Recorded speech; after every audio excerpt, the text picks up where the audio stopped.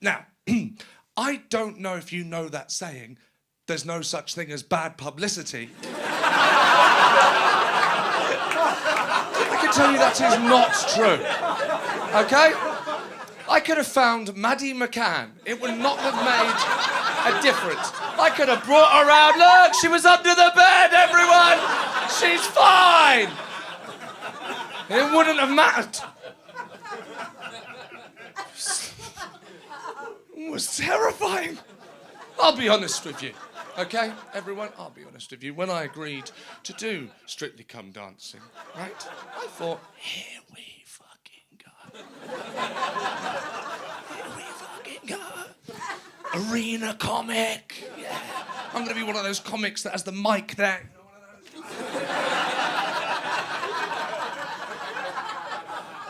Sitcom. Oh, I'm going to have one of those Netflix documentaries where I get to travel the world with my parents.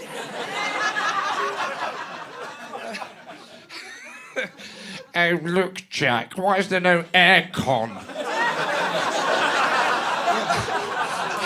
Oh, Daddy, it's so silly, Daddy. Oh, we're in a temple. They don't have aircon in the temple. Oh. What I didn't foresee is that about 2 years after Strictly Come Dancing, I would join Pure Gym because I can no longer afford my membership at Fitness First. That's nice, isn't it? That's all that Apollo moolah, that fucking gone, all that Apollo, all those fucking Apollo beans, mate, fucking gone, aren't they? Fucking ordered them. Fucking, I was so bad with money. I had so much of it. I had so much money, mate. So much. How old are you? 21. How much money are you on? Not a lot. I was on so much more than you. Fucking, I was doing Russell Howard's Good News when you were wanking in your bedroom, mate. There was fucking just money everywhere. It's fucking gone. I look back now, I think, what was I doing? 36 now, looking back, going, why didn't you fucking just put some aside? The cost of living crisis as well, do you know what I mean? I look back, fucking... I used to buy films on Amazon Prime that I owned on DVD just because I couldn't be fucked to get up.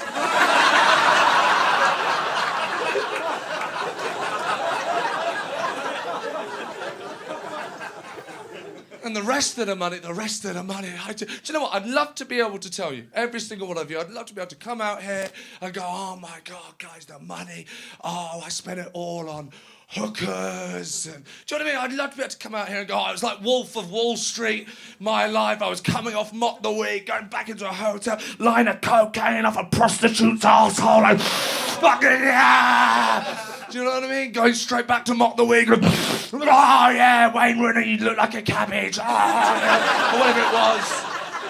I'd fucking love that. I'd love to be able to tell you that. Yeah, all the money on drugs, prostitutes. What actually happened was I wasn't paying attention to a variable mortgage.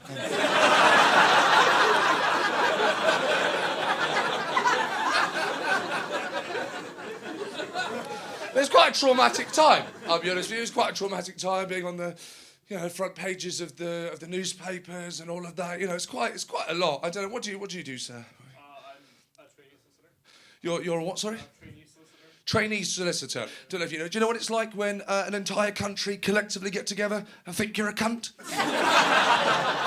It's quite a lot. It's quite a lot. Do you know what I mean? It's quite. Not to that extent, not everyone, not the whole, you look at the phone, not the whole world just going, cunt. Every paper, cunt. It's just quite a lot to take, as I'm sure you can imagine. And I was diagnosed with having symptoms of post-traumatic stress disorder, right? So what had happened was I'd gone on Strictly Come Dancing and I got post-traumatic stress disorder, right? So I'll just repeat that just in case they didn't register. I went on Strictly Come Dancing. And I got post-traumatic stress disorder. I went on Strictly Come Dancing. Do you have it out there in the US, yeah? You know, Dancing with the Stars? Yeah, I went on that. I got post-traumatic stress disorder.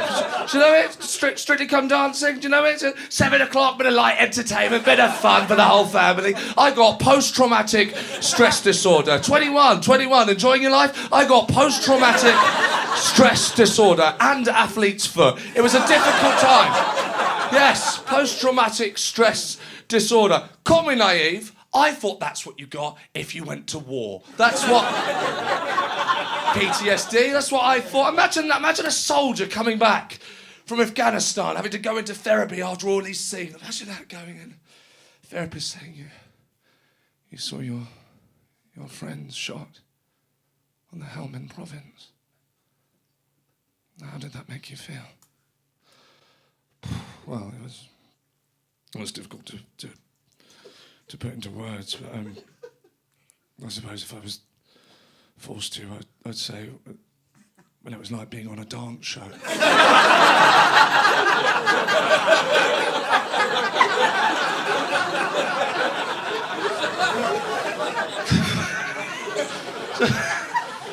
Very, very stressful time. Very stressful time, and I don't know if you've been in a dark place or you've had some kind of post-traumatic stress disorder. You know what it's like. You can't sleep, you're screaming in the middle of the night, nightmares, panic attacks on a weekly basis, if not a daily basis. I was suicidal for about 2 years. When I was going through all of that, the media storm, right in the centre of it, I thought, I know what I'll do. I know what will make me feel better. I'll go back to comedy. My first love, did a little gig in Waterloo, upstairs above a pub, 50-seater, right? Not much smaller than this, right? Went upstairs. Doing the gig, talking about being in the media storm. Gig was going well. Gig was going good. I felt good. And then this line just popped in there, right? It just popped in there. I didn't write this line. It's very important that you know that. I didn't write this line. It just popped in there. Went in there. I thought, that'll be funny. Say that. That'll make them laugh, right? I'll tell you what it is, right? Again, I don't agree with this line. It just popped in there, right? I didn't write the line, okay? It just popped in there. I just said it. I'll tell you what I said. I was talking about being on the front pages of the newspapers, and I said, the irony of all of this is that when I was first announced for Strictly, the tabloids complained that no one knew who I was, right? Well, you know who I am now, motherfuckers. I'm the guy that kissed a gay man's wife. Yes, not great. I know. Not proud of that line, right? Not proud of that line. But the audience at the time, 50 people above a pub, they loved it. Right? They were losing their mind. I specifically remember a woman on the front row, sat where you're sat, right, pissing herself. She was crying of laughter, genuinely, right? And because I think the crowd, they were shocked. They couldn't quite believe that I had the nerve to come on stage after I had done what I had done and come on for my angle to be, let's take down the husband.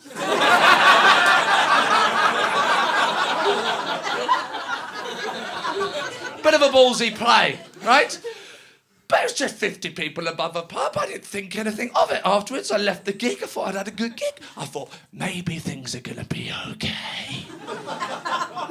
I woke up in the morning, had a little peek at my phone, right? And what happened is a couple of members of the audience had sold a story to one of the papers, right? And so I looked at my phone and was now being described as a homophobic love rat, right? Which is the worst kind of love rat, isn't it? The homophobic love rat. So I'm like, and by the way, of course, I shouldn't have to say this, but I'll say it anyway just to make myself feel better. Of course, I am not homophobic, all right? Yeah? I mean, I know this is cliche, but one of my best friends is gay, I reckon.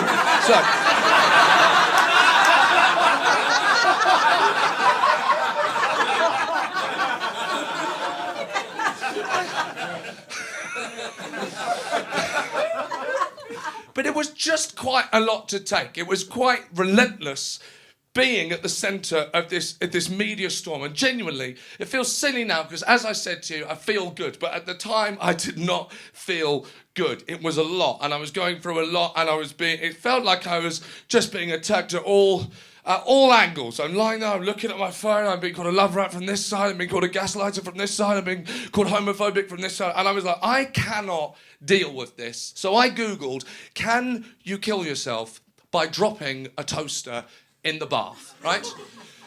I did, right, I know, because I wanted to be dead, but I was still scared to kill myself, you know? Do you know, like I wasn't going to jump off a bridge. I couldn't jump off a bridge, you know? It's scary, wouldn't it? Because once you've jumped off, there's still that bit where you're alive, and I can't face that bit, you know? That would be awful, that bit. Imagine if halfway down you change your mind, you go, oh my God. Imagine that. Off the bridge. I jumped off the bridge, and I thought, actually, in 4 years' time, you might be able to shoot a cool special at Bill Murray. You know, it would be awful, wouldn't it?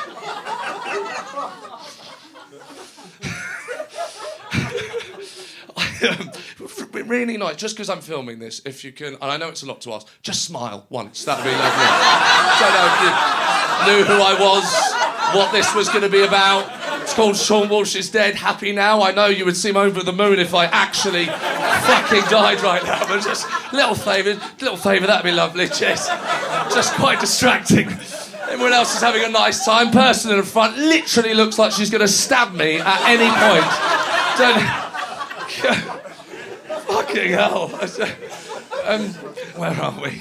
I killed myself. Right, yes, so... Suicide! Oh yeah, come on now! Apparently you can kill yourself by dropping a toaster in the bath. So I went into the bathroom and I ran the bath. I went into the hallway. I got the extension cable, plugged it in. Someone laughing at extension cable there. Forgot we're filming this in North London. Sorry, everyone watching on YouTube. There are some people in this room that have plug sockets in their bathroom. They're doing very well. I had to go and get an extent. Go on, just fake it. There we go. Unbelievable. So I go into the hallway. I grab the extension cable. I bring it into the bathroom, and I walk into my kitchen, and I look up, and my ex-girlfriend took the toaster. There can't be many people in this room, dare I say it, the world, that have gone to kill themselves, and 10 minutes later, just had a bath.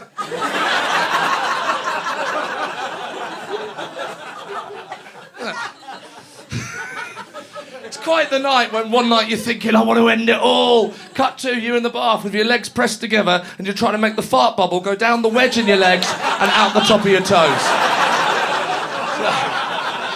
So I did that. So I didn't want to be in that place again, so I thought, I've got to change. I've got to do something. I've got to change. I went into therapy because that's what you do when you've been on the telly and you've done something wrong. You go to therapy, isn't it? And I went in and I did what I spoke about myself, which is seemingly all I seem to do. It's just talk about myself. It's just really boring. It's literally all I do. When you think about it, right? You good people tonight have essentially given me your money to watch me talk about myself. And what I do is I take your money and I give it to someone else to carry on talking about myself. I'm fucking mental. I'm so bored. I come here and I go, hey, life! And I go to a little room and go, but life. Hey, life! But when you think about it, but hey!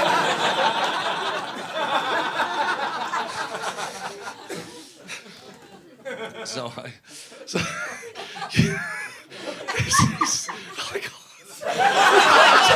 don't know how to deal with this. What do you do? I used to work in comedy.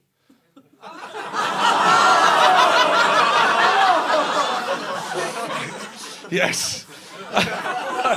Yes, you used to work in comedy. But you weren't a comedian. No, yes, you just made the money off the people that did it. Blood-sucking leeches that you are.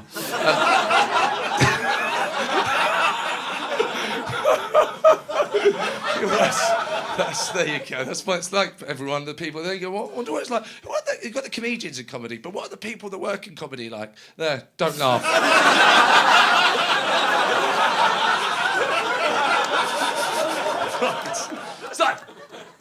have this therapy session, right? I do it my first session, and at the end of this session, my therapist highlights that what I've been lacking in my life is structure.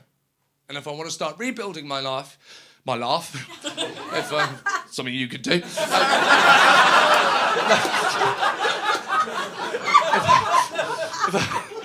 Fucking hell. Get on with it, Sean. For fuck's sake. She highlights that if I want to rebuild my life, what I have to do, right, is I have to find structure, right? If I want to change, I need to find structure, right? Now, I think it's fair to say I don't really have structure. You know, I'm not one of those structured, those people, the people have got their shit sorted. You know what I mean? The kind of people that have a charger on them. You know those people, they're fucking their phone's never gonna die. They're ready, they've got it in their bag, they get it out. They're ready not just for them, they're ready for you. They get it out, Some of them are next level. Some of them have the cable with all of the wires. I've got Apple, I've got Android. Which one do you need? Some people, right, not only do they have a charger, they have a portable charger. You, lawyer, sir, yes. Of course you do. You've got three. The portable charger people. These are crazy people. These are people that have charged the thing that charges the thing. I mean, I've got 4 portable chargers, right? All of which I've used once. Okay? That's what happens. I buy the portable charger, I use it once, I stick it next to the other portable chargers, the spare batteries, the elastic bands, the hair clips, a light bulb, and 2 old passport photos in what is ambitiously called a fruit bowl.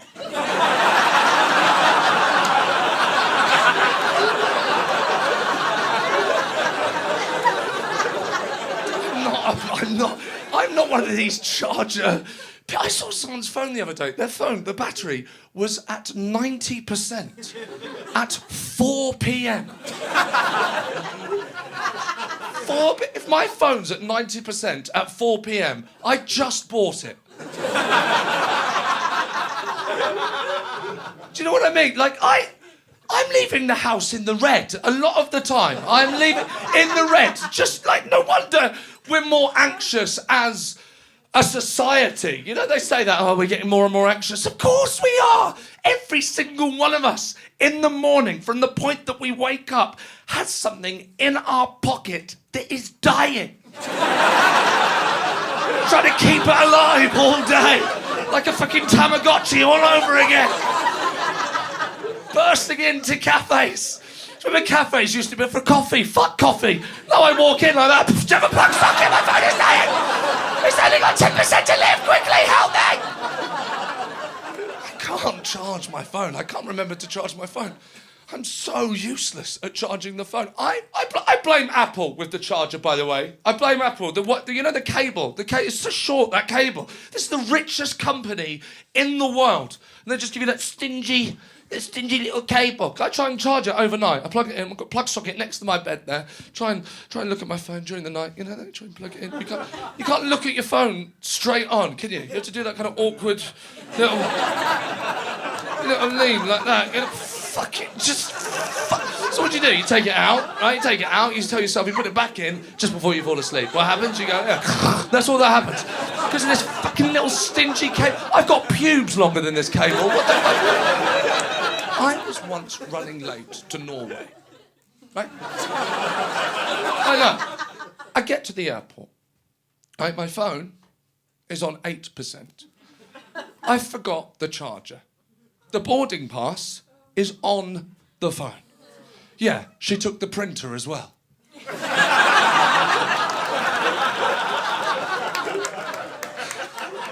I get through into the terminal, right? My phone dies.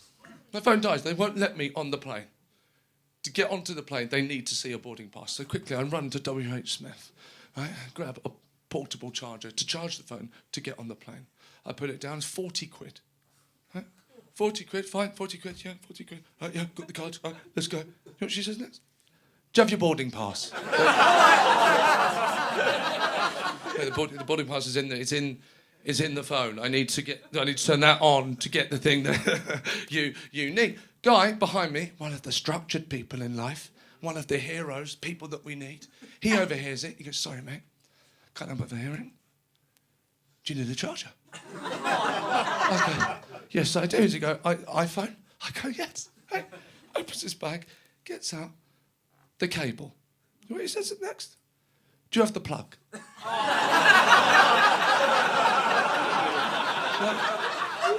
Do I have the plug? Why would I have the plug? What do you... Say that before you say you have the charger. You start looking for your fucking bag so that I don't think you've got the... Why would I bring the plug? Yeah, I brought the plug. I actually took the cable out. I left that at home. In fact, I didn't bring the whole plug. I just brought the fuse. I thought, let's build the plug when we get there.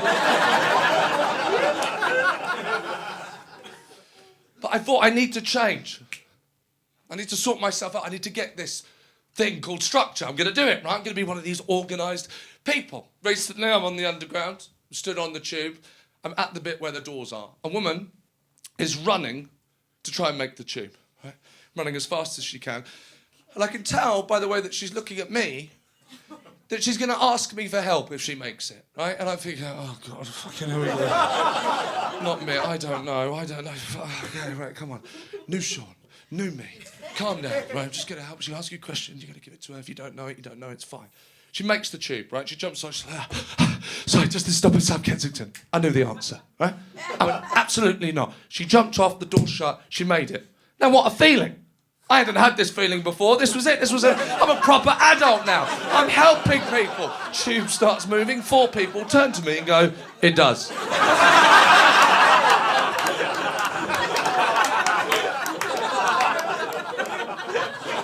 And that is how I discovered I was on the wrong tube. You see? I am such a fucker. Now, my therapist said that perhaps what could help me try and find structure in my life, what would help would be perhaps, maybe, she suggested, I stop drinking. Now, okay, yeah, I know. Yeah, you're the same as me, thinking, yeah, let's cut out the fun bit. It's the best bit, isn't it, of life? Isn't it? It is, drinking, you know. Isn't it? You're drinking tonight, mate. You're drinking. A couple of you drinking. Fantastic. You're drinking. You should drink more. You drinking. It's great. Drinking's the best. Let's be honest about it. Drinking makes sitting down fun. That's how good it is. Think about how happy you are when you're going to the pub, when you're making that trip, when you're on your way to the pub. True happiness. And what is a pub, really, when you think about it? It's a chair. You're going to a chair. But the alcohol, it changes everything, doesn't it? You sit in a chair now, you sit in a chair, you go, this is rubbish, this is a waiting room, I'm bored. You've got to wait, you want to get out of the waiting room, you put a pint in your hand. This is fantastic. Get another round in so we can sit down for longer. So good. Drinking's my favourite thing. Favourite things. All I did from the age of 17 till 33 is all I fucking did was drink. Right? I didn't want to stop, but I didn't even want to have to battle that, because not only was it my favourite thing, but addiction is in my family. Addiction is in my blood. I don't know if you know this. My dad is a heroin addict, right? Oh, yeah.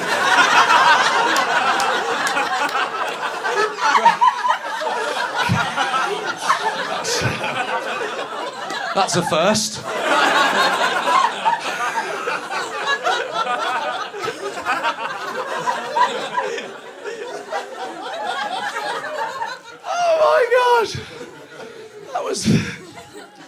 That was like this. That was the same reaction. You gave the same reaction to finding out that my dad was addicted to Class A drugs.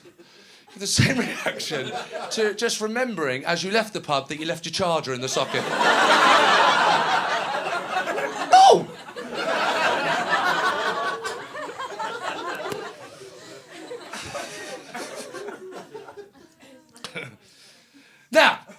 quite shocked by that. People are shocked by that, and that's, you know, that's understandable. I told this story for about a month in August up in Edinburgh. Now obviously Edinburgh was in Scotland. Most of them just looked at me and thought, so what? So are both of my parents.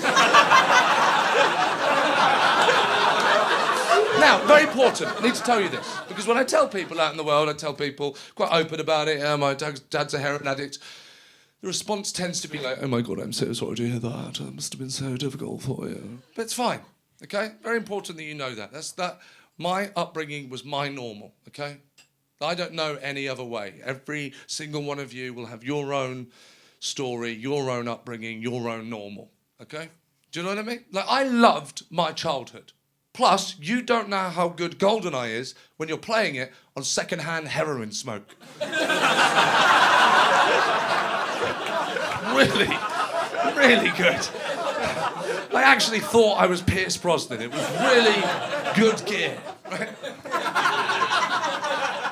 But people want to know, when I tell people, the first thing they want to know is has he been a heroin addict your whole life? He's been a heroin addict my whole life. He has. And in fact, I found out that when we would go abroad to visit family, that he would actually hide heroin in my nappy. Right? I know, it's shocking, isn't it? Why was I wearing a nappy at 24?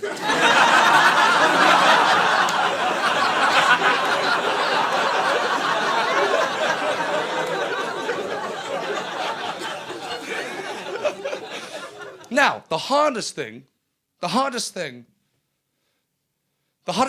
talking about your dad being a heroin addict is actually, how do I make it relatable to the audience? Because that's normally what I like to do. It's not exactly relatable material, is it? It's not observational comedy.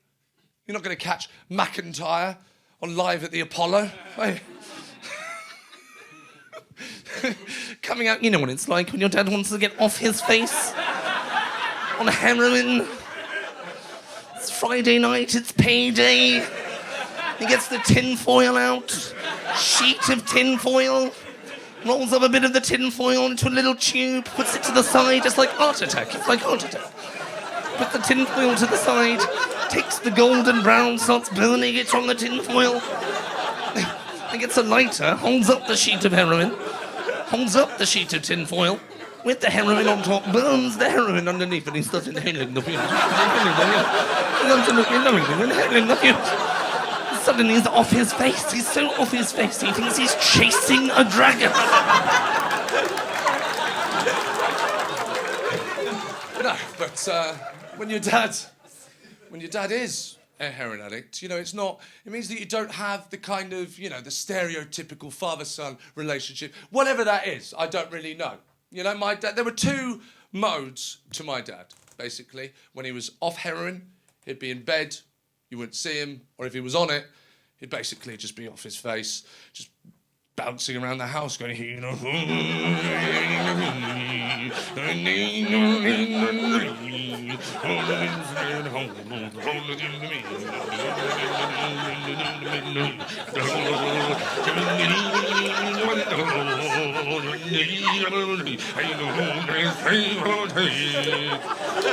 awkward, isn't it? Yeah. Yeah, it's my childhood. The only time that I really spoke to my dad was at the end of the month when he was paid. At midnight, he'd want to go down to the cash point to get money out, to buy tobacco, and he would call me. I'd be up late. He'd go, hey, Seann, do you want to come down to the cash machine? Come on, I'll buy you a Snickers. I'm going to get some money out, get some tobacco. Do you want to come down? Come on. Come on in, let's fucking go. And we'd walk down the hill. Right, I never forget this. He'd always say this to me. We'd walk down the hill.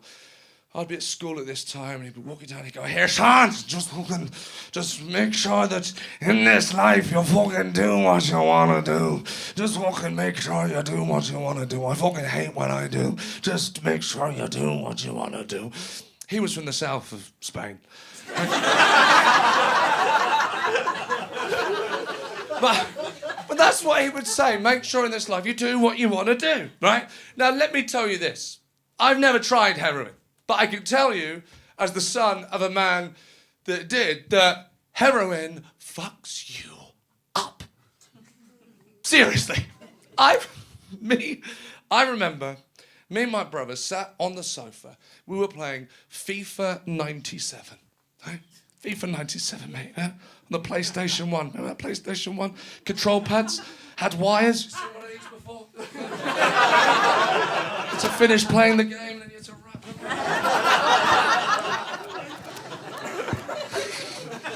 We were playing FIFA 97. This is a 32-bit console, right? FIFA 97, sat there on the sofa. My dad was on the other sofa. He thought he was watching Match of the Day.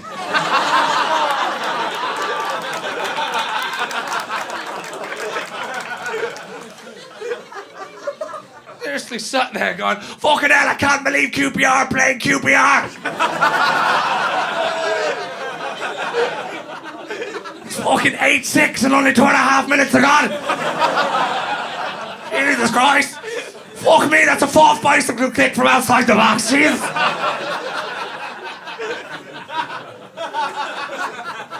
Can you imagine if we were playing Crash Bandicoot? Patricia, get in here! This fucking episode of David Attenborough's fucking mental. There's a fox in the jungle jumping on boxes of TNT. Wooga wooga, what the fuck was that?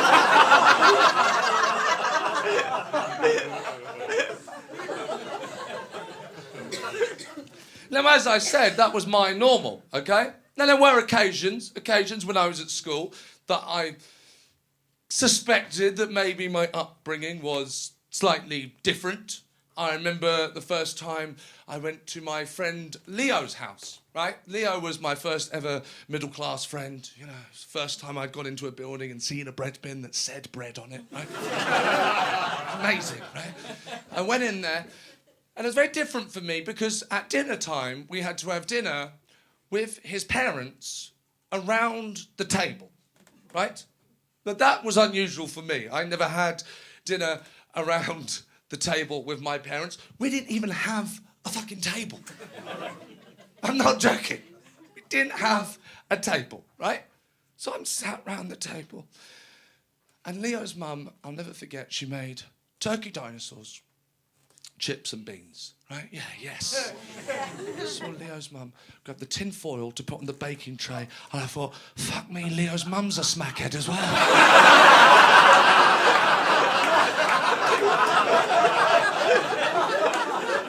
Oh my God. Now, it's very important at this point in the show that I tell you that despite everything I've said, there are downsides to smoking heroin. When my dad was out of work, I would watch. I thought this was normal. I'd watch my dad looking for change. He would look for change. Sometimes ask me to help him. Seann, I want to get some tobacco. Have you seen 20p? Have you seen 20p lifting up the sofa cushion? Seann, have you seen 20p? Here, give me a hand with this sofa. I'd have to pick up the sofa, look underneath in DFS. It was fucking embarrassing. Embarrassing. No, it was in my house, wasn't it? Of course it was. There were dark times when I was in my mid-20s. And I was making money. My dad was out of work. I got a call from my mum. Now, my mum, she supported us a lot. I've got to tell you that now. We were looked after, okay? Like, if me and my brother needed something, my mum, she went and got it for us. You know? Like, my brother was into roller skating. She went out, she got the money from my dad's bank account without telling him. She got my brother roller skates. I've always wanted to do comedy. As you'll know if you watched Kiss, and she would go out, go to the cash machine, get the money out behind my dad's back, buy me a video camera, right? She was always there for us, okay? My dad, his role was basically to, you know, he would go to work and he would put food on the laps, right? That's what he would do. But my mum, she called me up one day when I was in my 20s and she said, oh, Seann, I've got some terrible news. Your dad's tried to kill himself. Right? Now, don't worry. He's fine. He's alive. She said he's fine. But I was just wondering if you wanted to come down and see him. They're keeping him in the hospital overnight just to make sure that he's all right. So I went back down to Brighton to visit my dad. And I was thinking, what do I say? What the hell do you say to your dad when he's tried to kill himself? And mulling over what do I say, and because my dad basically, he wanted to be Keith Richards. That's what my dad wanted to do. He did. He wanted to be Keith Richards, but he didn't know how to play the guitar, so he just smoked heroin instead. That's basically it. That's it. It'd be like wanting to be like Michael Jackson, and instead of learning the moonwalk, you just touch kids.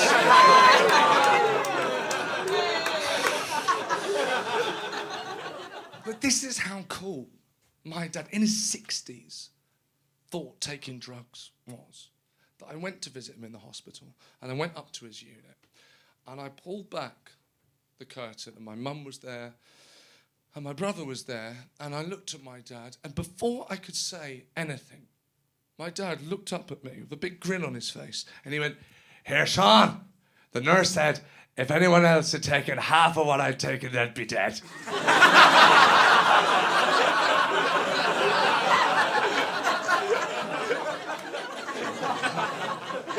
So what I'm trying to say is that, can you imagine how much better my Netflix documentary with my dad would have been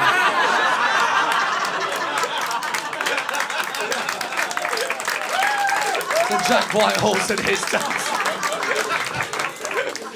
Here, Sean, fucking hell, look at this! I'm trying these lads, a fucking great crack, the Taliban, come in, look at this! Fucking hell, look at this missile launcher, fucking look at that one, look at this fire, look at it! Dad, that's a rolled up carpet, put it down. Fuck's sake.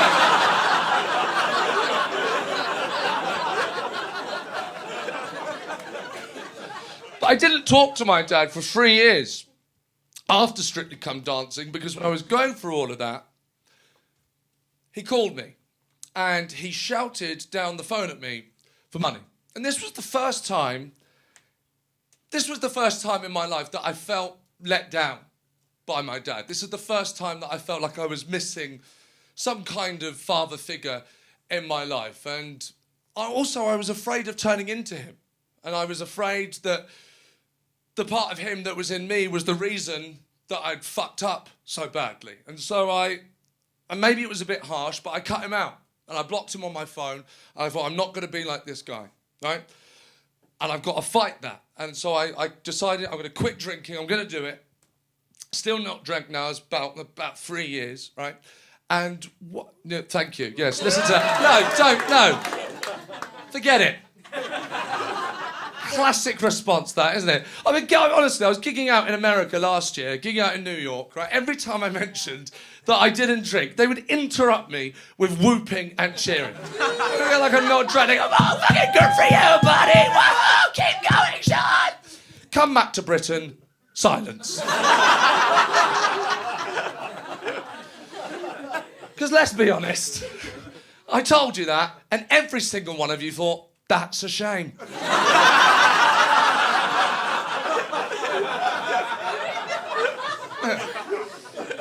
I hate it. I remember when I drank, you'd be talking to someone and getting along with them.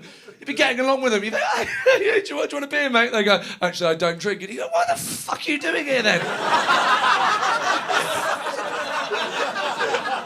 Weirdo. It's the same thing as when you're talking to someone you fancy, then you find out they've got a partner, and you're like, "Well, why are we still talking?" Doesn't stop me, obviously.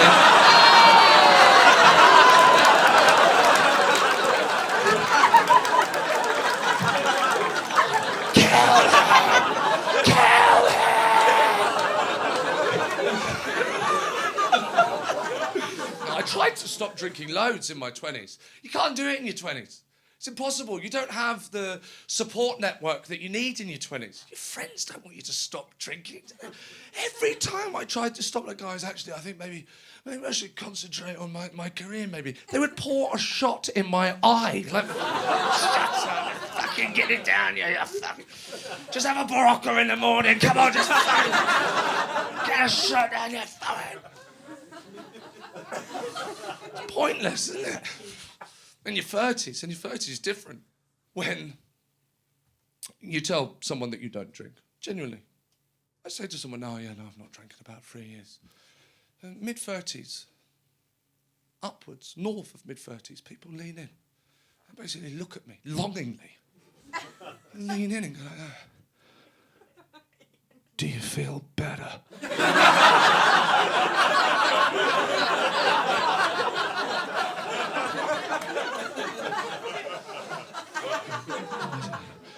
I remember in 2016, I didn't drink for 3 days and I had a happy thought.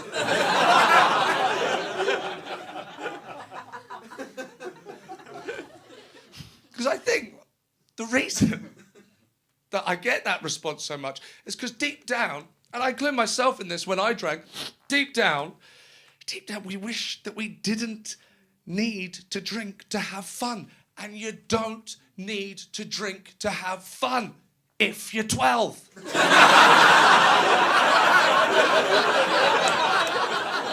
After that, I think you do. I've not drank in 3 years. I've not had fun in 3 years. I've had a nice time.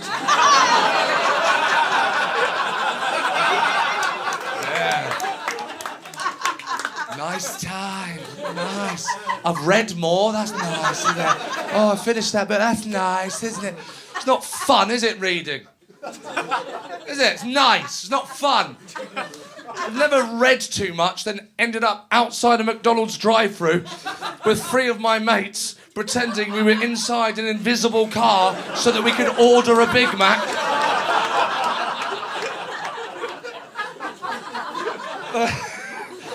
Stay in formation, stay in formation. Hello, can we have a... Sorry,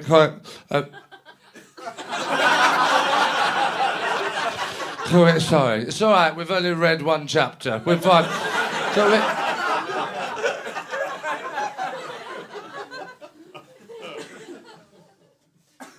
When you don't drink, people want to know why. They always want to know why. And it's only ever 2 reasons. You're boring. You're too much fun.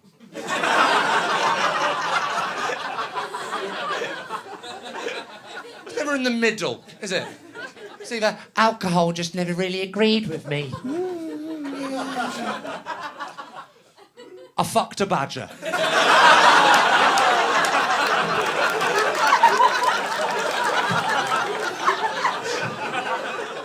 Now, I hadn't really thought about how quitting drinking had changed my life.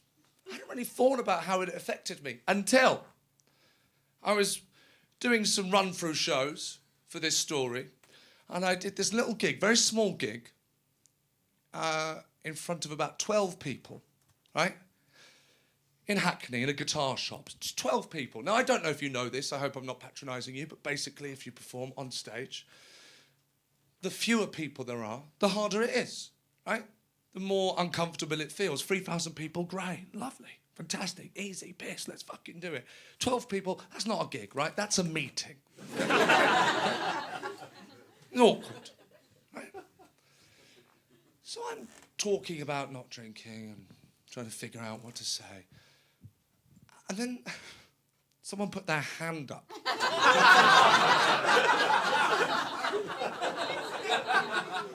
To ask a question.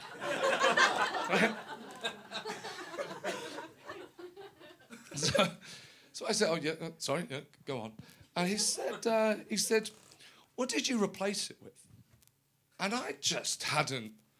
You know, this is not the kind of question you need when you're gigging in front of 12 people, right? I'm like, oh, fuck, Jesus Christ. So, it's like 12 people. It's like, I can't really run the show. I might as well try and answer it and maybe I'll learn something. So I said, all right then, okay. I said, well, I suppose that when I was younger, I think I got a lot early in life, and I don't think it felt like how I imagined it was going to feel, and I think a lot was expected of me, and I never felt really like I had met what was expected of me, and I think I I tried to kind of block that out a lot with drinking.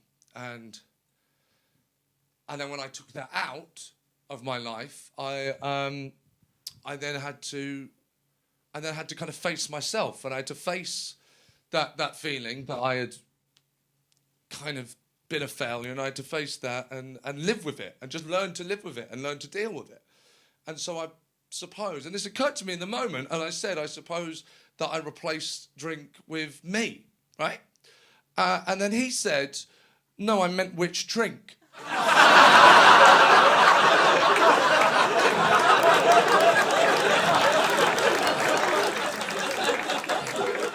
You will never know what it's like to pour your heart out to 12 strangers when all you had to say was Diet Coke.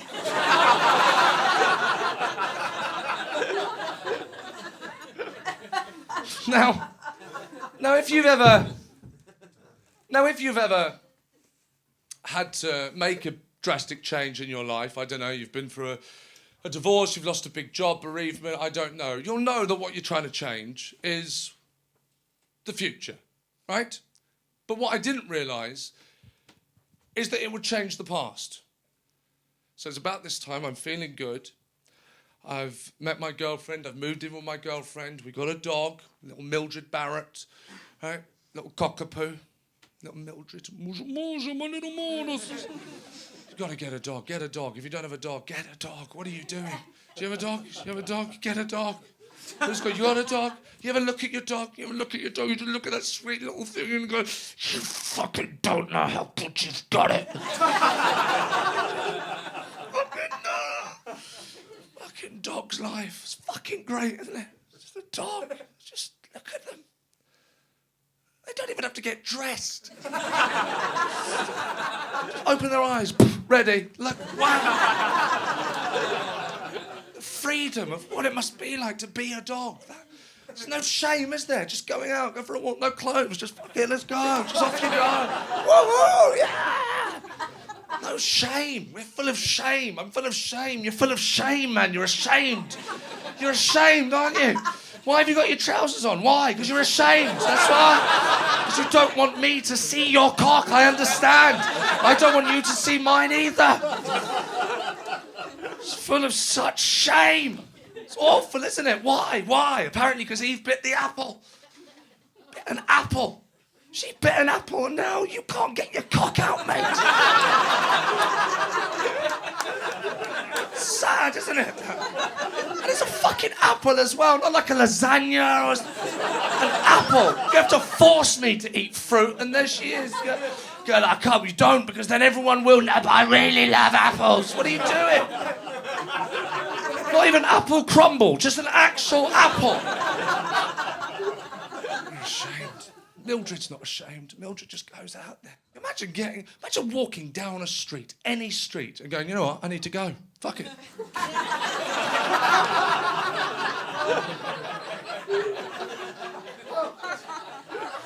Turning to your mate and going, put that in a bag, would you?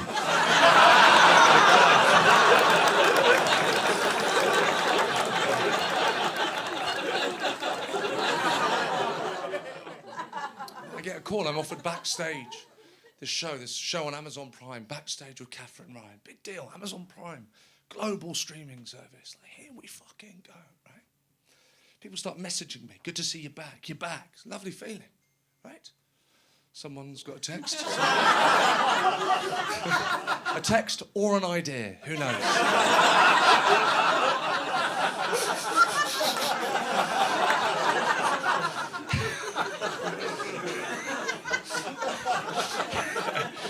That sort of stuff, mate. That's what you learn in the clubs. That.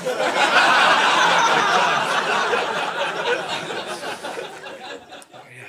Get a call to go on Backstage with Catherine Ryan. Messages flying in, DMs. You're back. Good to see you back. And then I'll tell you what happened. Right? I'm walking Mildred. I've been on Backstage with Catherine Ryan. Right? And Mildred does a poo. Put the poo in the poo bag, right? Put in the poo bag. I can't find a bin. This is what you learn when you get a dog. There are no bins, right? Just walking around. And I've got this meeting in town. I've got a meeting in town. Things are going well, right? I think, right, okay, I'm running late now. I'm always running late. I know what I'll do. I'll drop Mildred at home, and I'll leave, and I'll find a bin on the way to the station into town, right? So I drop Mildred off, heading to the train station. Still can't find a bin. Can't find a bin. Looking for the train station with the bin. Can't find the bin. It's taken me so long to find a bin that I forget that I'm looking for a bin. And I get on the tube. So I don't know how that means I've swiped through the barriers without realising I'm holding the bag of poo, right? And I sit down on the tube, and the guy opposite me, he looks at me, and I can tell that he recognises me. I don't get that much anymore, you know, the haircut, all of that. I'm sat there, and he leans in and he says, sorry mate, can I just say I think you're hilarious. And that was such a nice feeling. I don't get that much anymore, you know, over the last few years, and it really made me feel good. I've just done backstage with Catherine Ryan, and I went, thanks a lot. And I thought, maybe those people that were DMing me were right. And I thought, maybe I am fucking back. And then he said, is that a bag of shit?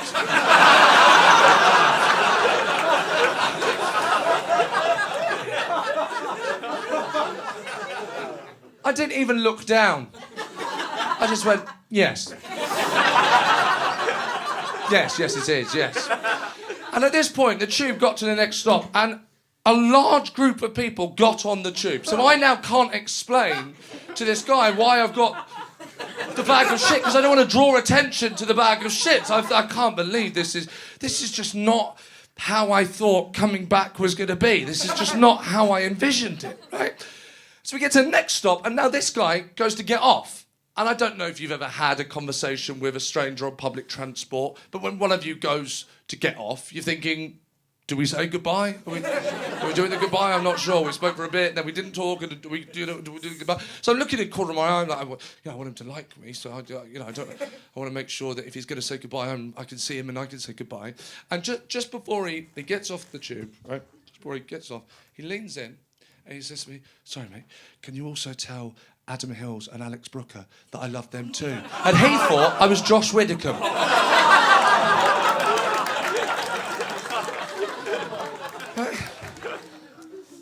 So, bit of a shot to the ego, but on the other hand, someone out there thinks that Josh is sitting on public transport holding bags of shit that don't belong to him.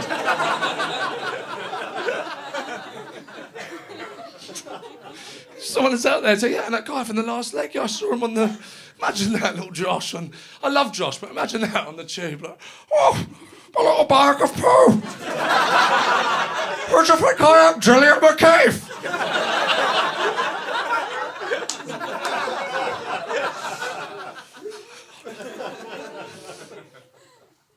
But of course, that's not being back, is it? And when I was going through all of that media storm stuff, and my friends and family are telling me that things are going to be okay, that's kind of what I imagined, really, if I'm being honest with you. It's gross, but I thought maybe that meant, back on telly, back doing big tours. That's what I thought. But that wasn't when I felt like I was back. What it was, I was sat round the table with Grace and Mildred. We're having dinner. Around the table. I've got a table now, blood, do you know what I'm saying?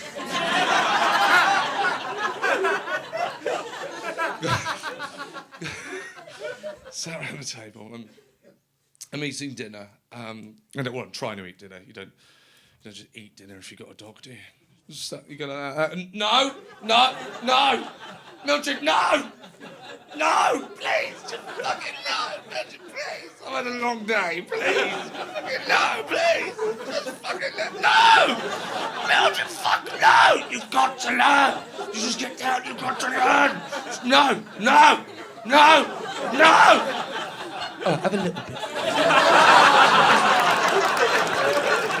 Because every every evening she comes over when we're having dinner and she goes, oh, that looks fucking lovely, give me a bit of that.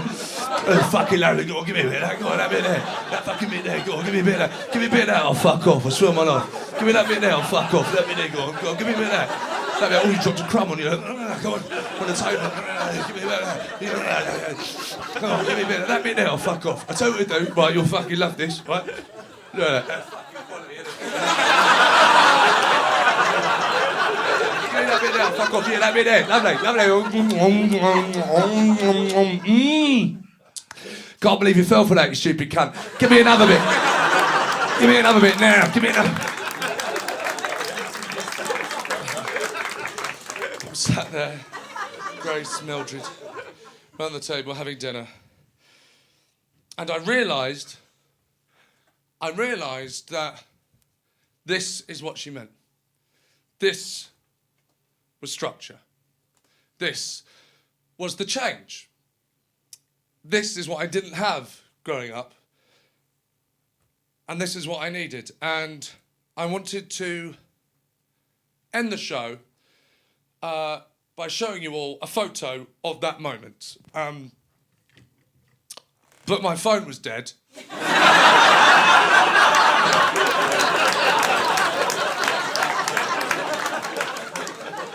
Well, we don't want our heroes to completely change now, do we?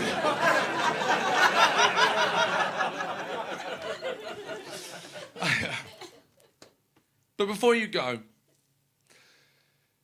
I'll tell you this. I was now in a good place in my life, and I thought, I don't want the last time. I don't want the last time that I talked to my dad to be him shouting down the phone at me, right?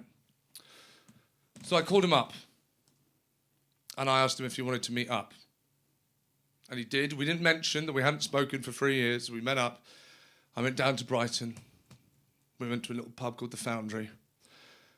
And I discovered that he hadn't smoked heroin in over a year, right? And that blew my mind. First of all, I don't know why my mum didn't mention that at some point. But I thought, you know, he had smoked it my whole life, and so I did think, why now? Why has he done this now? And you know, we've never really spoken since I was a kid walking down the hill, and so I say to him, why now? And I hope, Angel Comedy, that you have got a sense of my dad over the past hour, and you believe me when I tell you his response to why did you stop? He looked at me and he said, the dealer got arrested.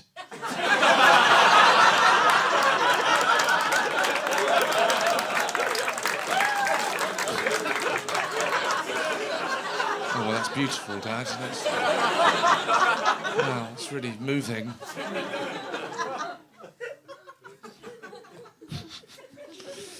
And I asked him if he had any regrets. I asked him if he imagined... I asked him if he ever imagined what his life would have been like had he never touched it. And he said, no, absolutely not. I have no regrets. I had a fucking good time. I fucking hated my job. It got me through the job. It gave me something to fucking look forward to in the day. And if I hurt anyone, I didn't mean to. It's a fucking mistake. I'm harmless, really. And he said, anyway, what are you up to? What have you been up to? And I said, well, I moved in with Grace. We got a dog, Mildred Barrett. And things are going well. Things are starting to pick up. I'm gigging again, on tour, out on the road. And he said, that's good. So you're doing what you want to do. And I said, I think you just wrote the end to my show.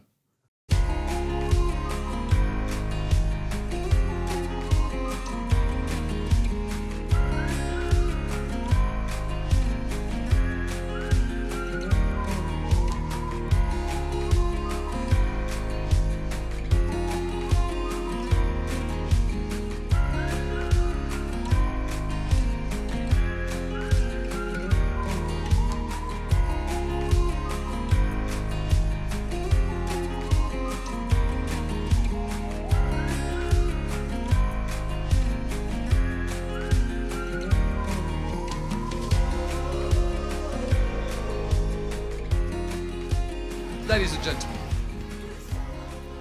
that was the end to the show until August the 8th,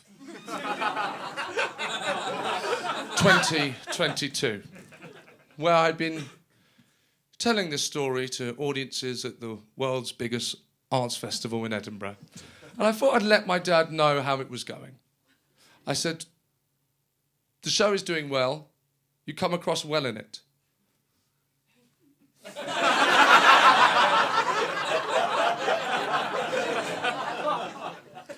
Thanks for chat. It ends with you saying, do what you want to do, which is what you used to say when we walked to the petrol station, right? And he responded, was that text for me?